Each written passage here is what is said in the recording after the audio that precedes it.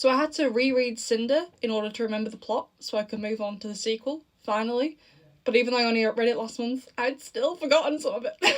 So I just got done reading Scarlet by Marissa Meyer, unsure, which is the second book in the Lunar Chronicles series. Really enjoyed it. These are basically like, when I say retold fairy tales, they're not particularly. They use characters from fairy tales and they use like different kind of fairy tale tropes, but like there's a lot more going on. It's kind of like science fiction with fairy tale characters, and it's fun. So the main character is called Cinder, and she is a cyborg, which means she is human, but she has robotic parts to her. Like for example, one of her legs, one of her hands are robotic, mechanical. And there was some shenanigans in the last one, which meant she's had to bounce. And this one, Cinder is still the main character, but a new character is introduced called Scarlet, who is in France, and she encounters this man called Wolf, obviously based on Red Riding Hood.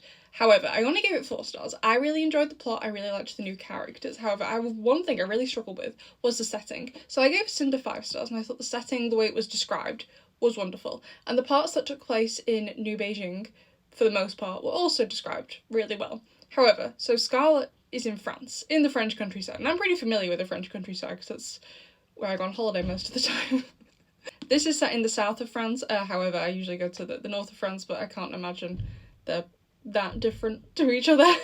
Like the countryside in the UK looks largely the same no matter where you are, so I can't imagine they're that different, but like it just didn't really have any description. Like, so it opens with her delivering vegetables to this tavern in the countryside. Cool. Okay, she owns a farm. Fine. But they just said, like, she lands outside a tavern. And I'm like, okay, well, what does it look like? Like, there was almost zero description. It was just very strange.